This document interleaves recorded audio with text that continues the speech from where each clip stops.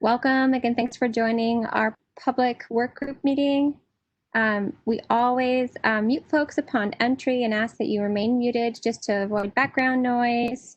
We have a very lively conversation via chat, which those who are presenting try to do our best to field as we go forward. So please write any question you have in the chat and we stop regularly to address those questions. And then if you do it to everybody, so everybody can see the chat, there's people go back and forth in the chat on a regular basis. So this next slide is just part of our antitrust practices as part of the HL7 group. So this is the Gravity Project antitrust practices. Next slide, please. For those who are new or for those who have not yet joined, we invite everyone on every public call to officially join the Gravity Project. This is the link here. It's on the HL7 Confluence site, so if you need to search for it, that's an easy way to do so. On that Confluence is a way to check whether you've already signed up or if other members from your organization have signed up, and there's like a membership tally and you can review that. We currently have upwards of 1,000 folks who've been on our calls and a whole host of regular members. And for all Gravity Project information, the Meta website is the Confluence that has everything about our FHIR work in general, about each of our domain work, including announcements and publications and upcoming presentations. Next slide, please. This is getting to be quite a busy slide. We're going to have to make our icon smaller. We just take a moment every meeting to thank our funders and in-kind support, which are vast. If you have any desire to connect with someone in your organization to help support the Gravity Project, you can do so on the Confluence. There's a link below. Next slide, please.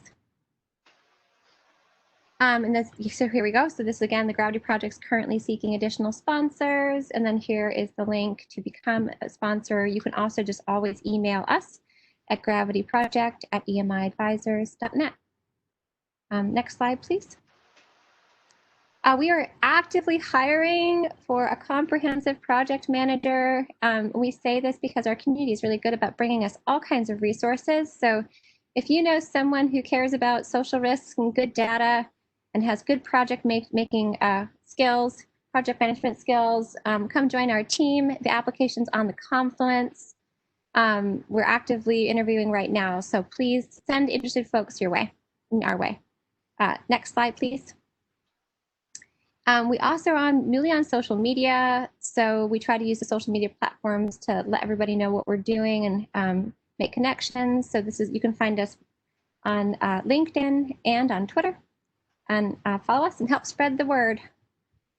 And if you feel like there's a project that you are involved in that we'd be interested in, just referencing us on those social media platforms is a great way to get things back to our attention. Next slide, please. We wanted to make a moment to talk about a really amazing opportunity. Agency for Community Living Social Care Referrals Challenge Grant webinar is on July 28th. ACL is hosting a webinar to learn more about participating in ACL Social Care Referrals Challenge competition. This challenge is designed to spur a collaborative approach to identifying health IT solutions to support the integration of healthcare and social services. The challenge supports the testing of Gravity-identified referral standards. The webinar is on July 28th from 2 p.m. to 3 p.m. EST. You can circulate the webinar information and registration link to your colleagues. A reminder that these slides are available on the Confluence after. If the link is not live, because if the slides are in PDF form, please just let us know. If for some reason the links don't work, we can get it to you. Just email us. Next slide, please. So this is our agenda for today. Went through announcements. I'll soon go through the project roadmap and upcoming schedule. We're going to do some updates on housing instability and homelessness, some updates on inadequate housing and submission status. And then I'm honored that at half of the hour, so halfway through our presentation, Bob Dieterle, who's our new technical director, is going to swing in and give us an update on the FHIR ID work and the upcoming Connectathon in September. So he was unable to join us for the first half of the presentation, but he's going to come and join us for the second. So we're looking forward to that and really glad to have him on board. As always, you can see at the last bit of slides in our presentation is just an overview of the gravity terminology development process that we leave at the end of every single presentation, just for new folk. So if you are new to the gravity meetings and you don't know what's going on, because it's very fast, even for those of us who are here all the time, the end of every presentation is just a brief walkthrough of how we do the data development work, and we always are trying to improve our processes for how we communicate it. So you can find that there. Next slide, please. So here we are in our project schedule and roadmap. So this is for June through July. We are finishing the end-to-end review of our housing instability and homelessness data elements. A reminder up front for those who might not be at the end of the call, end-to-end comments are due on August 6th. So please try to get those in if you can. So homework regarding that, that task is reviewing and submitting housing instability and homelessness, the master list, and submitting end-to-end review comments. And as you know, or as some of you know, we divided our housing work up into 2 different phases. Phase 1 was housing instability and homelessness. Phase 2 was inadequate housing or housing quality concerns. So our homework for phase 2 is to submit inadequate housing concepts. And we'll be talking about both of these things throughout the presentation. Next slide, please. So this is the timeline, and we use this timeline. It's a little busy and hard to follow sometimes, but it does the best job we can for integrating how all of the work overlaps. So there's the whole project start, which was Q2 2019. You can see there's these 3 rows or strata of domains. So food insecurity, housing instability, and transportation access. So in the food insecurity bar, we worked on identifying the data sets, developing coding recommendations, and then now are in the process of submitting code submissions to LOINC, ICD-10, CM, and SNOMED CT. And then once all those submissions are done, we will publish in VSAC. So housing instability layered on top of that. So we are in the data set identification phase of housing instability. Housing instability in this row or strata encompasses both housing instability, homelessness, and inadequate housing. So everything kind of gets condensed. And then at the end of the summer, we'll begin transportation access. All throughout this work is the parallel work of the FHIR implementation guide development and testing. So you can see this correlates to the work of the FHIR IG and the Connectathons in May and the upcoming one in September. Next slide, please. So we are, again, working really hard to try to represent the work that we do to those who are new to it. So there really are these 2 fields of work. Terminology work, which is the development of social risk terminology. Sorry, there's a loud noise there. There's the development of social risk terminology, and that is the work that I'm the director of. And then there's the technical work, which is the development of the FHIR IG, and that work is led by Bob Dieterle. So with our terminology build, you all are here today to help work on identifying data elements and data sets. And then we make these coding gap, we do a coding gap analysis and make recommendations, submit those codes as I mentioned, and then publish in VSAC. Those coded value sets are where it integrates with the work of FHIR. So these are where the 2 streams of work talk to each other and overlap. And so we hope that this representation of our work is helpful to you, and you can find it again in the overview slides at the end of the presentation. Next slide, please. Any questions on what we do so far? So we're trying to do this kind of overview in the first minutes. All right, so I'm going to keep on going. Next slide. So just some updates on housing instability and homelessness program definitions. Next slide. So over the last, I'm going to give a brief verbal update on what we've done so far. So 3 meetings ago, we presented on housing instability and homelessness screening questions and answers. And then 2 meetings ago, we presented on housing instability and homelessness diagnoses and goals. And then last meeting, we talked about housing instability and homelessness interventions, right?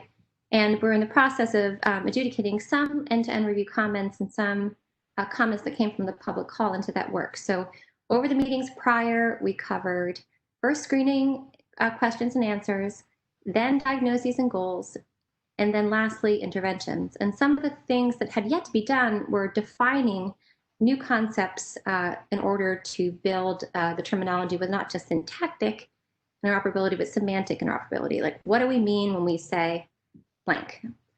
So over the next few slides, I want to present to everyone some of the program definitions that are embedded in our intervention terminology. So that last tab of the master sheet is what these program definitions speak to. So part of reviewing the master list in the end-to-end review is reviewing the definitions that we're working on together. So this is why this is important. And on the master list, you can find this as the second tab in the master list review. Some of these programs are carryovers from our work in food insecurity because, as we know, many of our patients and clients and neighbors have overlapping social risks, and so the agencies that are made to support them support in many domains at once. So programs like benefit enrollment assistance, community action agencies, community resource assistance.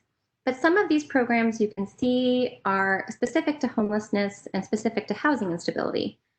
All of the programs that are aligned with HUD program elements, we're using the HUD definitions.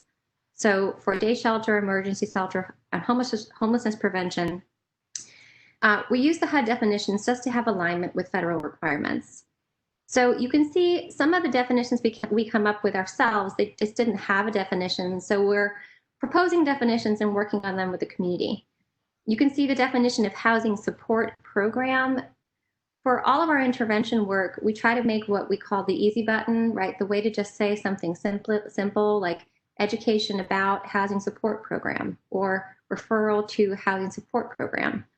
And then from a terminology perspective, all the children, all the other codes, the more granular codes, which are become children of this meta parent. So that's what that code sits as. It's kind of the mama of all the codes underneath it. We also had to define a couple other programs new that, again, once we define them collectively, might carry over into further domains. Legal aid and medical legal partnership are really good examples of this. You can see what we've done is made the ones that are in flux green. So these are ones that we are new to the group, new to our work in the Gravity Project, and we're still working on. And we made things red when we're not sure if they're needed, but we're kind of going back and forth. So these are really like great opportunities for the community to weigh in, to review this on the master list. The Confluence now, the master list now has, or will have very shortly, these definitions on it, so that when you download it and review it from Confluence, you can review these programs. And if anyone wants a separate spreadsheet of just the programs themselves, you can email me and I will get that for you. Next slide, please. Just going to go through a few more programs. So again, you can see here that many of those in black are carried directly over from HUD, and so we're kind of loath to change them too much. They might be able to be simplified. We present them straight today as they're defined by HUD and our friends in the HMIS world. Subsidized housing is, again, kind of a general parent code for concepts of subsidized housing, and we're working on that, which is why it's green. Next slide, please. You can see there's some HUD program elements here, which are again in black. Then there are some green definitions, which you can see have been nuanced a bit from some of the comments in the public call last time. So when we presented interventions last time, last meeting, like 2 weeks ago, we had a really great conversation regarding vouchers. And there was a back and forth about the level of granularity that was helpful when it came to vouchers and where you could find that middle line. Like we could find enough information to convey what was done specifically, But for those people who need to track different kinds of programs, there's also enough granularity to do so. So the suggestion of rental assistance, federal project-based rental assistance, and federal tenant-based rental assistance are different than we presented 2 weeks ago. And these arrived through a back and forth with subject matter experts based on the feedback from the public call. And these are again green. So should folks have any thoughts during this presentation, we're going to have questions soon, or through end-to-end review, just note that those ones are green and we're working on them. And then lastly, tenants' rights. Yeah? Hi, is that Lucy? It is. Hello. Federal tenant-based rental assistance. Is that section 8? Yes. Okay, thank you. Yeah. It's not named that, but it is. And because, yeah. There are other forms of federal tenant-based rental assistance as well, which is why it's not just limited to Section 8. And that's, so Allison, do you want to let folks know who, so this is Allison. So Allison, do you want to introduce yourself? So why? Sure. Hi, I'm Allison Babel-Ammon. I'm the Director of Policy for Children's Health Watch, and I've been working with Sarah on this piece. So sorry, Allison, you're Director of Policy for what? Children's Health Watch. Ah, great. Thanks a lot, both of you. Yeah, so yes, it is, but it's more than that, which is why it's not exactly that. And then we have another comment here. But you can also see, so we define tenants' rights organization in order to encapsulate that as well. So Rebecca Goodwin has a question. Hi, Rebecca. I noticed several green program definition reference individual and other client and others tenant. Would it be possible to include definitions of each and determine which word is most appropriate for the program definition? So Rebecca, if you want to unmute, what I hear you saying is it might be appropriate to ensure to collect clarity about why we're using client versus tenant. Is that correct? Yeah. And in some cases, individual, and is it really individual or is it family? So yeah, just in the interests of like language simplicity and determining whether there's really some legal distinction. So I think probably, actually that's a good comment, probably when we mean individual, we mean household, because we don't mean family and we don't just mean one person, we mean both depending on the household. So that's actually a really good comment. So this is part of what goes back into the hopper, the brain hopper. And then likely what we'll have to do with these, once they get refined, is have a special meeting just to make sure that these are final and set. So if anyone wants to volunteer for that final like meta-analysis, just let us know. But thank you. That's actually really helpful, Rebecca. Next slide, please. So that is the definitions and programs is what we have to present now. We're still working on the ICD-10 definitions and the diagnoses definitions, and collaborating with HUD, on those because it's necessary. So the authors of the American Housing Survey and the geographers and folks over there working just as we did with USDA on the food insecurity definitions. So I want to take a moment to kind of orient again. So one of the things that's very clear is we keep on realizing how if you're in the thick of our work, it's kind of easy to understand what the ask is, but if you're coming from the outside, how it can be very, very complex to understand what we're asking. And so we're trying to do a better job. So I tried to make a slide just to say what the whole point of end-to-end comment is, and just take a moment here. Right. So because the truth is we have not had very many comments in the end-to-end comment period. And this might be seen as a statement that everything's perfect and there's nothing wrong. Or it could be that everyone's really busy, which we understand. Or it could be that people are unclear about the ask. And I have suspicions it's actually the latter. Right. So I wanted to just take a moment. So we spent months together adding and winnowing the collective set of data, right? So we added concepts, we changed concepts, we removed concepts until we have this master list across screening questions and answers, diagnoses, goals, and interventions. And it's basically, from a general gestalt, pretty complete right now. Some little bits and pieces we have to work on.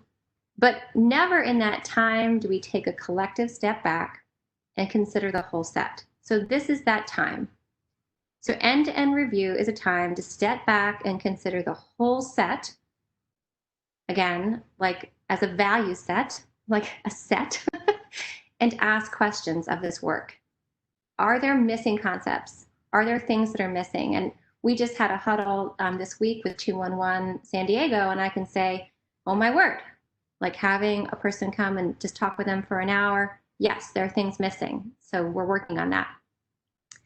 Are there incorrect concepts that need to be changed? Like, for instance, Rebecca's comments on the program definitions, maybe not incorrect, but maybe imprecise and unclear, and we can do work together to make them clearer. And then, are there concepts that are unnecessary and should be removed? Because each of the submissions was important to someone, right? We don't want to have a whole data set that's muddy and impractical. So it's important to say, if you feel it, this concept is in the data set, is not helpful, and I think it should come out. And understand, this whole set is also in the hands of HUD, and they're reviewing it as well, because many of their comments, many of their data elements and terminology set, right? So this is the little level setting. This is what we do with an end-to-end comment. So when we say end-to-end, this is what we mean. We have 2 more weeks to analyze the set of information that's on the Confluence and judge whether we feel like it's good. If anyone in that process needs a one-on-one time with one of the team to understand how better to add comments, we are here for you. We will meet with you. We are like, no worries, right? We really want to make sure that we include all of you all. And then really importantly, also, if there are folks in your communities who are on the ground doing work, if there's people who are too busy to come to these meetings, take the master list, send it to them, send it with my email. Like, we're willing to go out and meet people who are not able to come here, right? So just know that as part of our work and from a community organizing perspective, we find that to be very important. We really want it to represent people on the ground. All right, so any other questions before we move from housing instability and homelessness? Okay, I think we're good. Okay, next slide, please. So again, how to submit and review comments. You download the latest housing instability master list. You email all comments regarding data elements to gravityproject@emiadvisors.net. Again, you, for anything on the master list, include the element ID. Every data element has a tab and a numeric ID. So it has a letter and a number which represents it. And so if you use that ID number, then it helps us reference it. So if it's on the master list and you want it to be gone or you want it to be changed, just use the ID and let us know. And if something's not on there, submit the data element, tell us what type it is, include a description, and then if you have a screening element, attach the copy or link to the tool. Again, due dates, August 6th, 2020. It's right around. And we are kind of flexible when we set our own timelines, but we do want to wrap up this work. There's so much more work to do. So again, keep that August 6th deadline and just let us know how we can help get comments from those who want to offer them. Next slide, please. Thanks for the kudos, Lucy and Rebecca. Any other questions before we move on? All right, next slide, please. So this is a brief update on inadequate housing. So Sarah B, can you see if Bob Dieterle is on? I just want to make sure hopefully he'll join soon. We still have that inadequate housing work to go on too. So next slide, please. We haven't gotten any new submissions, except for in some of our, like any new formal submissions, I will say. We have gotten some suggestions that we need to translate into submissions, but this is where we stand right now. Much of this data, again, came over from the phase 1 work or from our existing work. We're developing kind of the snowball effect of concepts as we go by domain by domain. Next slide, please. So again, I just wanted to reference where we are at with some of the core tools and some of the definitions. We haven't worked on these definitions quite yet because we're really trying to focus on wrapping up housing instability and homelessness. But this is a reference for those who are new to the group. Next slide, please. I can't talk about inadequate housing without thinking about bugs. Thankfully, to one of our Hawaii members on an early call. So the list of screening tools grows. So currently, as it stands, if you looked at the inadequate housing master, which is separate again from the housing instability and homelessness master, we divided it up into 2 phases. These are the tools that stand there now. Next slide, please. And then as it stands right now, we have these interventions. So you can see we do not have very many specific inadequate housing interventions. This might be unique to the work of inadequate housing. I have some meetings next week to try to work on developing this, but we appreciate any comments from the group. Next slide, please. This again is a standard slide where we talk about the submission framework. Again, data is organized into screening tools, assessments and diagnoses, goals of care, which is a tricky one, and interventions. As a level setting and reminder for interventions, we generally are looking for program names and their definitions. You saw lots of definitions earlier. Provider and practitioner roles, and any applicable intervention or activity, like something I'm doing. Almost all the interventions are going to be coded, or all actually, in the procedures set of SNOMED. So it's things I do, things clinicians do, things people do. And when we think about the people who are doing, it's important to know that we don't feel ourselves bound within the clinic. So if it's a nonprofit with a navigator who's embedded in a nonprofit in a non-clinical setting, that's still the doer, and those activities are important. Next slide, please. This is just a slide that I used when I present out into the community, and I kind of wanted to present it here because we're at that point with inadequate housing, which is similar to where we were at with housing instability and homelessness, where we need to drum up ideas, right? So I think you probably remember it was about a month ago, I put out a desperate plea, right? Everyone on the call, like, if you are not the person to submit a housing instability or homelessness data element, who do you know who can connect me with them, right, personally? And there was a lot of really amazing work that happened out of those connections. So we're at the point where we're asking the same thing about inadequate housing. This slide is a slide that I use basically to describe the process of brainstorming. So when we're building data and terminology recommendations for Gravity, we really try to put on a bunch of different hats. So we think about the data a provider needs to care for patients, hospital needs to study effects of the provider interventions, community-based organization needing to address the needs of their clients, states needing to plan for population health needs, and always from a social justice perspective, what are the principles we need to consider to keep patients at the center? So those questions are literally questions I ask myself over and over again. So I'm going to ask the same thing I did a month ago, like, who are the people that you know who are working on inadequate housing concepts in your communities? Can you make us with them? So if submitting new concepts is something that is not in your repertoire, find the people, connect them to Gravity, and then we'll have one-on-ones and bring that back to the group. Yeah, hi. Sarah? Hi again. Brainstorming about housing instability, right? Brainstorming Or just in general? brainstorming in general, because this activity, I mean, the process of brainstorming and putting on all those different hats, right? About like what data means across from these different perspectives, we have to do with every different domain, right? So right now, it actually is housing insecurity as a big bucket, because we're finishing housing instability and homelessness. We're working on inadequate housing.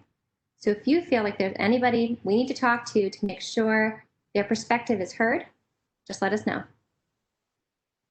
Okay, I was going to suggest for everyone on the call, including me, because I've been thinking about this for the last 5 minutes, this last item, the state need to plan for population health needs. I would say in California, doing something about instability and homelessness is extremely high on the legislative agenda. Yeah. But they don't think about it in population health terms or using that framework.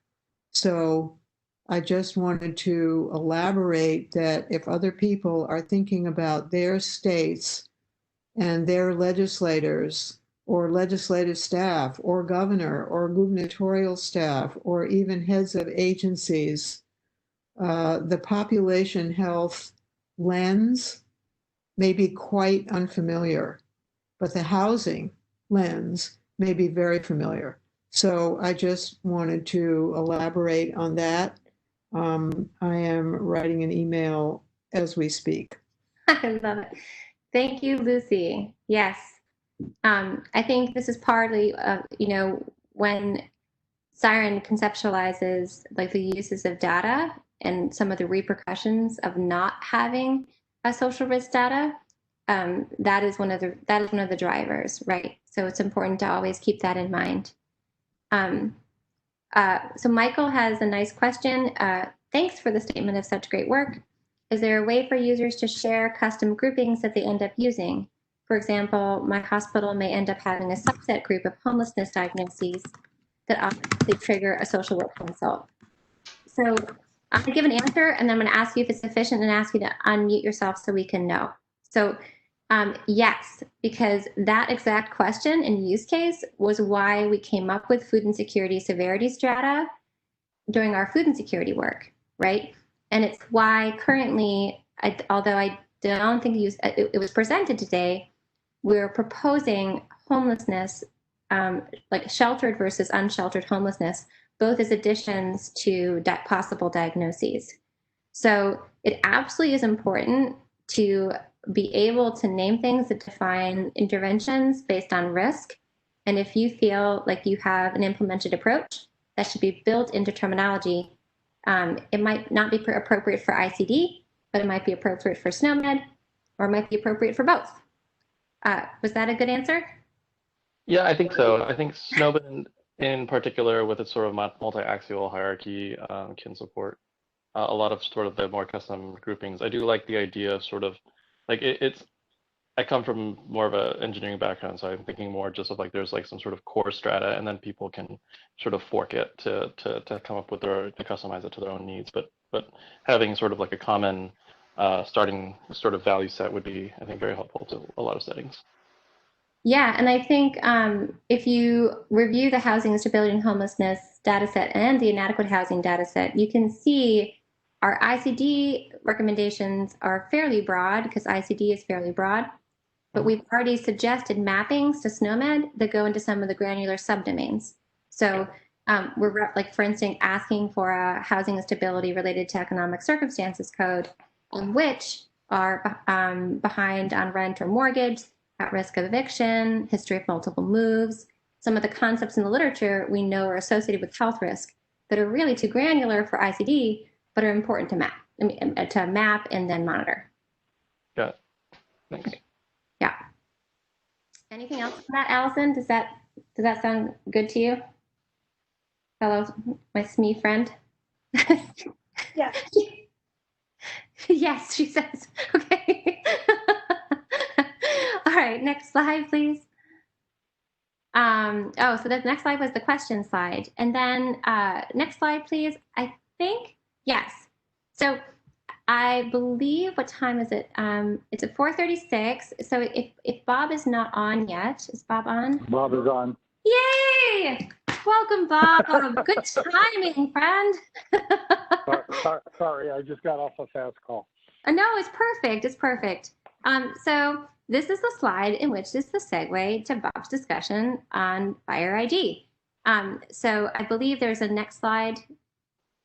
Yes. So I'm going to pass the mic to my friend Bob Dieterle, and then I'll loop back in at the end to talk about next steps. Okay, Sarah, thank you very much.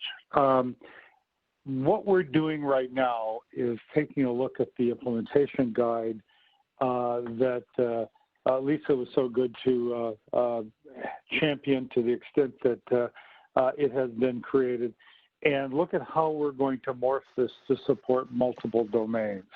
So rather than turn around and have an implementation guide that's focused just on food insecurity, an implementation guide that can be used for all of the domains we care about. So we're going back and revisiting some of the base concepts within that implementation guide to understand how we can create something that can be used for, pick a number you happen to like, 10, 12, 15, 19 different domains, so that we can survey them, we can collect the results of those surveys, we can maintain those as observations that we have taken on individuals, and we can ultimately go and migrate them into a diagnosis, which is what Sarah's been talking about, the way we ultimately turn around and propagate in the medical record as a condition for which we are going to try to set goals, establish a care plan, and ultimately provide interventions. So what we're doing is going back a little bit and saying, okay, now that we have a template, how do we genericize it? That's the work that we're doing right now. We will have a Connectathon in September. We're not exactly sure of the scope of what it will be because we're working on a number of things to try to go and make the implementation guide a framework that can be used for all of the different domains. So over the next couple of weeks, we'll decide where we're going to land the Connectathon effort for September, and we'll communicate that to you. However, if you're interested in participating in the Connectathon, and we strongly encourage you to do so, sign up, let us know that you're going to do it, and indicate what kind of a role you'd like to play. Are you going to play the role of delivering surveys? Are you going to play the role of maintaining the record, of communicating the outcomes, or shall we say the conditions? Are you going to play the role of someone who is downstream looking to go and participate in the interventions? And that will help us to understand who has what interest, and we'll adjust accordingly for September. So that's the work we're doing right now. We're not abandoning any of the detailed work that Sarah's been leading on going end to end on food insecurity, on housing, on ultimately whatever is next, which I believe may be transportation. That effort will continue on. What we're doing is we're trying to say, okay, we need to go and create a way to risk profile an individual across all of the domains we care about, make sure it is part of the way we gather information, support a survey, provide an implementation guide, and then provide the framework for establishing goals, care plans, interventions as we create them over time. Sarah, did that cover it, or is there something else you think I need to discuss? Oh, I think that's great. What I'd love to do is have the community ask questions of you if you're willing. I'm sure you're willing. It sounds good to me.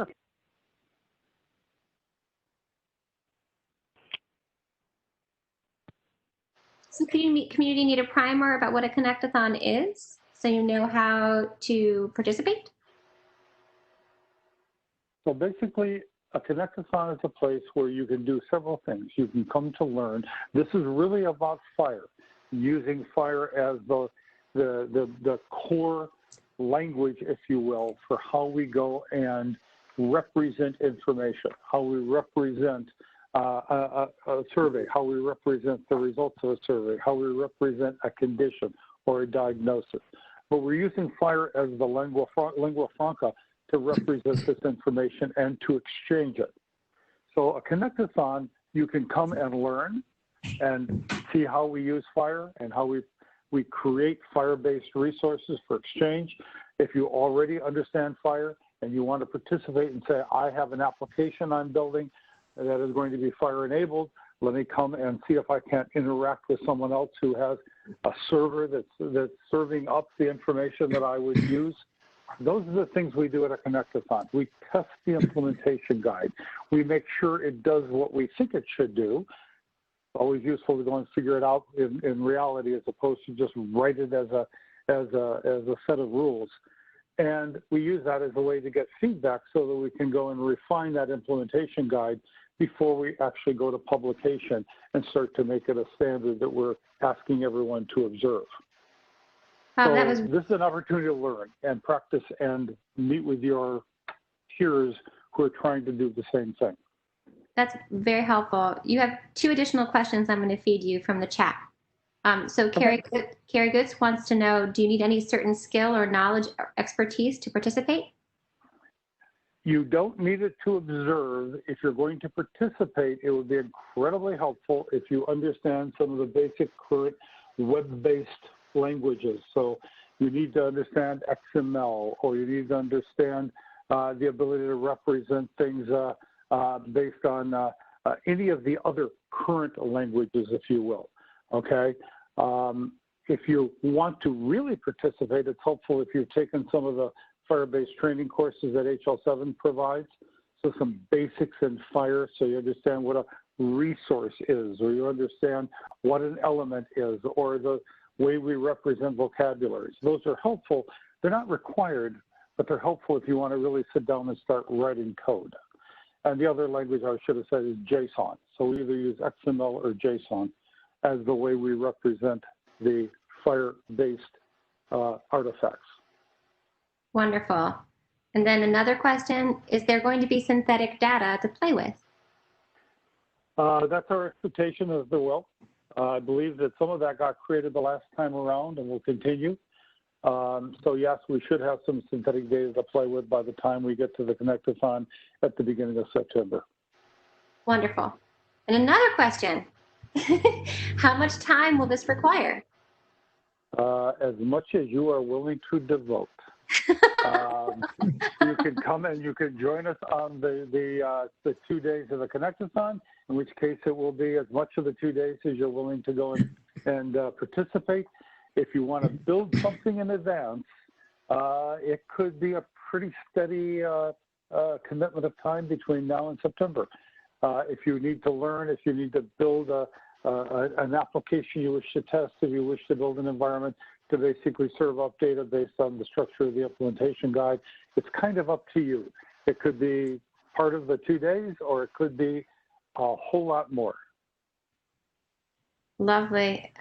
Sarah? Yeah, hi, Lucy. Yeah, hi. I'd like to ask a question verbally. Hi, Bob. Hi, Lucy. Did I hear you use the term risk profile?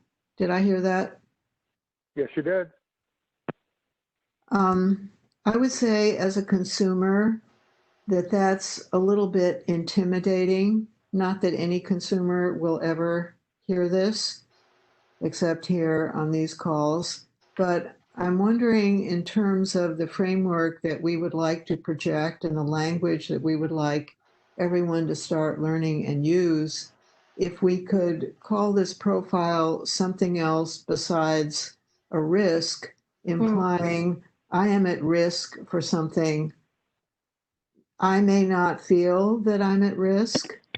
I may not want people to think of me as being at risk. And I would say at a very basic level, what's really going on here, as you've already observed, is social determinants that all of us on all of these calls believe affect health. So I'm wondering if, I know a social determinants framework is too long compared to risk. I'm sorry, social determinant profile is long compared to risk profile. But I guess I would like to plant the seed in everybody's mind, is there another way that we could name what it is that you're now doing that sounds more, or I should say, I guess, sounds less technical and intimidating and implying that there's a problem?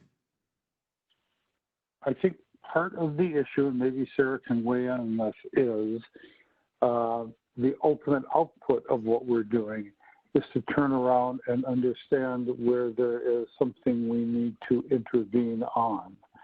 And as you think in terms of the clinical picture of a patient, you intervene when they have a problem or a risk. So the measurement. Well, we only intervene depending on the answers. The first stage of what we do is to elicit information from a patient who trusts us to understand what they're saying. And we only intervene based on their answer. So we don't always intervene, but we're always surveying. I think we've just looked at both ends of a problem. We've looked at the end you're seeing, which I agree with you. We're surveying to understand what's affecting that individual and impacting their health. I understand that. And that is certainly one way to, one end of the problem. The other end of the problem is when we start to think in terms of creating codes like ICD-10 codes and SNOMED codes that are describing an issue that ultimately is the basis for intervention. We have distilled down that survey into things that need to be addressed. Now, we've kind of started from the other end, we've distilled it down to things that need to be addressed, and we've worked backward. But you may be right. The right way to think of it is to go and think in terms of surveying an individual for various social determinants of health that may impact their health, and not worry about the fact that by the time we get to the other end, we're dealing with things we need, could, or should intercede on. So it's a really good point. So I love this conversation. So Lucy, this reminds me of the Gottlieb and Alderwick lexicon, right, where they had social determinants, social risks, and social needs, right? Hold on one second. I'm just going to turn this down. So I think that's actually really important. I actually heard a few words, which I feel like survey is actually a really great, it's a great word. And I think, the whole point of gravity is that we know language is important, right? And so we have to, I hear you, and I respect you.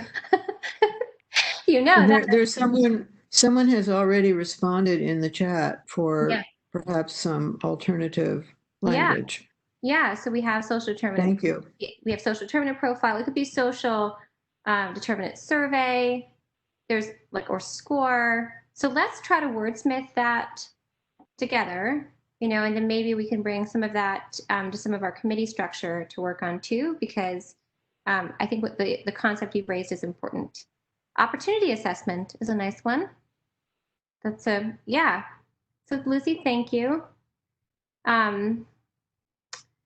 Any other, these are all really good options. The chat is always so fascinating and so good. Any other thoughts from the group on the Connectathon work? Before?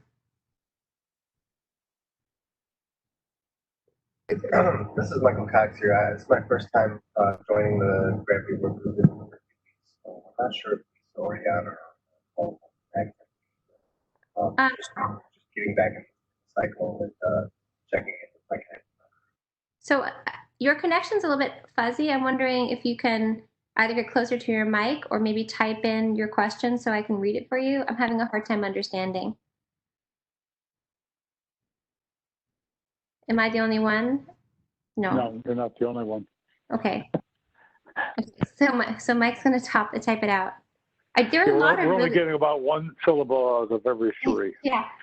I do want to say, so we do save the chat. There are a lot of really good ideas about what to call that that assessment. So we'll hash it out with the wisdom of the group. Any other thoughts on either the naming of the assessment or the Connectathon work? Pedro says social need might be a good alternative because it allows for the same type of leveling, high, low, medium. Yeah.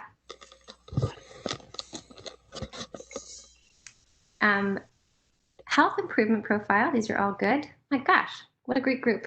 Any other folks? We have about 9 minutes left in the group. I'm going to give a few more minutes to talking about the Connectathon. I want to make sure to hear what Michael Cox wanted to say. Oh, here, Michael Cox.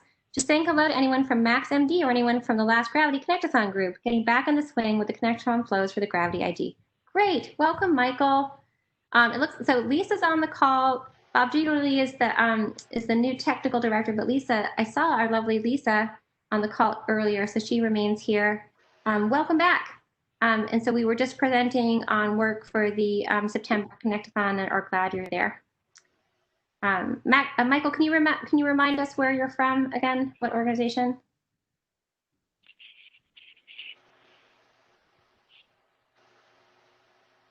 Maybe. Oh, great! Onyx Health, Sarah, fantastic, lovely. Welcome back. Sarah, it's Mark. Oh, hi, Mark. Yeah. Hi.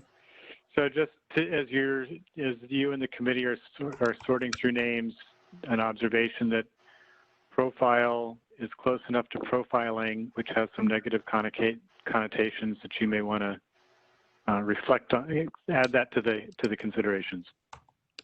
That is well noted, especially in the current climate. So thank you, Mark. Mm-hmm. So Lisa tapped in the chat. So MaxMD will be implementing and participating this September Connectathon. Yay! Sarah? Yeah? Sarah, I would just conclude this conversation from my point of view by saying that I brought this up because ultimately I assume there'll be an implementation guide, and I don't know, Bob, what the technicalities are for naming them, but I was imagining a generic name for what we're doing. So implementation guide for risk profile was not appealing. It won't be. Okay. No, it's probably stick with the name it has right now, which is basically social determinants of health, clinical considerations, or whatever we do, because it's really focused on once you get the screening done to moving it through the rest of the process. So we can ultimately have input on the name. Risk won't be there in the name. Okay. Well, actually, I think an awful lot of providers don't even do the surveying now. So to the extent that our work pushes everyone, creates an expectation, or even in some potentially payment environments, a requirement to start to survey this information and get it into the EHR. From my point of view, that would be progress, let alone interventions. That's another 10 years.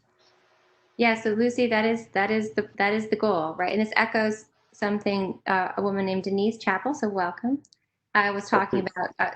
So some programs may be required to establish risk as a criteria for participation.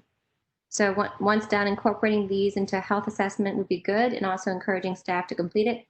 So don't look at it as increasing their workload without having to ask more questions, or even the patient through patient-facing technical means. I mean, there's lots of our goals are definitely along that line, Lucy. And thank you as always for your insight. Yeah, one quick thing.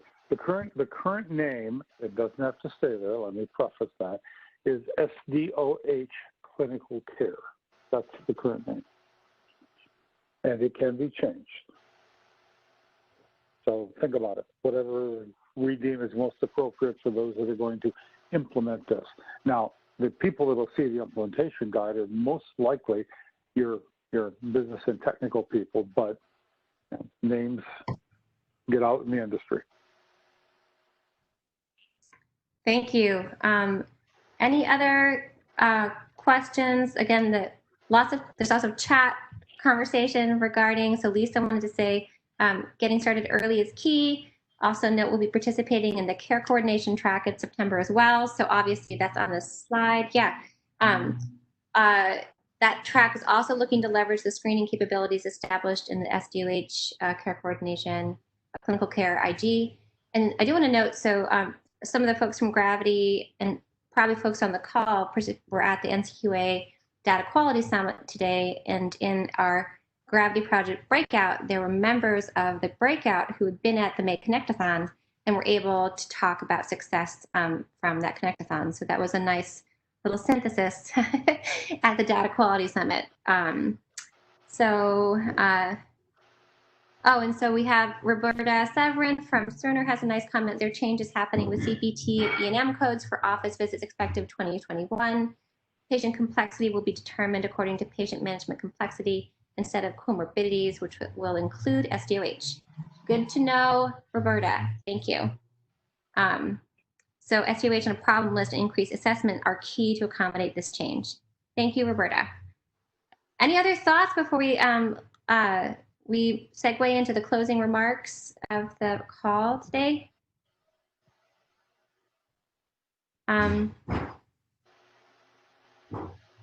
Yes, Mark says, I understand that clinical CDC or clinical care may be in the implementation guide name for now because there are kinds of IGs and ours is a clinical care IG. Bob and Lisa can probably speak to that. That's not my.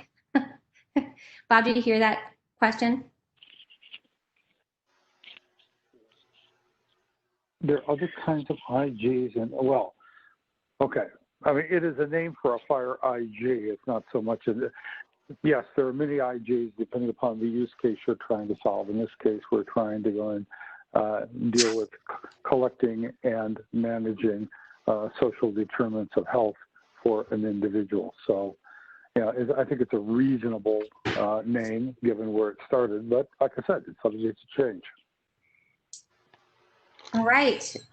Thank you so much for coming, Bob, and giving us a scout's eye view of the September Connectathon. I do want to state we're looking for vendor participation. We want everyone to come, but if you have a clinical team, including a vendor, some of the like health records, it would be really great to have your participation as key partners in the interoperability work. Next slide, please. We've already done questions, so next slide, please. Just community homework and next steps. Next slide. Okay. General homework always. Catch up as needed on materials and recordings on the Gravity Project Materials Confluence page. Every meeting is there and you can find it. Again, for housing instability and homelessness, review the master and screening summary. It's on the Confluence. For inadequate housing, submit new concepts. You can do this via Excel or email. Again, and there is the there's the link to the Confluence there. And again, I'm going to repeat my plea. You heard me say this a month ago. If you all know people who are crucial to talk to for inadequate housing concepts, matchmake me, right? Just connect them to me and we can meet one-on-one. Linda Hyde, the coding specialist and the terminology wizard, is also able to meet with them. We really want to make sure to gather insight from the community at large. Next slide, please. And then, as always, join the Gravity Project as a committed member or other interested party. I do want to state, actually, we did not include this time because of the late entry signing up for the September Connectathon. That link was earlier, so you can do that as well. Next slide, please. Oh, and then here we are, is the end, because this is the final slides that we use to overview the Gravity terminology development process. Thank you, everyone, for coming. Any final concepts, any final questions before we call the meeting? Thank you. Hey, guys, can you hear me well? Yes, we can. Hey, noob question. I was looking on the Connectathon pages. There was a page that had the dates for all the meetings before the Connectathon in May. Is there one, and is there an equivalent of that for the September one that I'm not seeing? I think it will be there. Is that, Bob, is that correct? It's not there yet. It will be.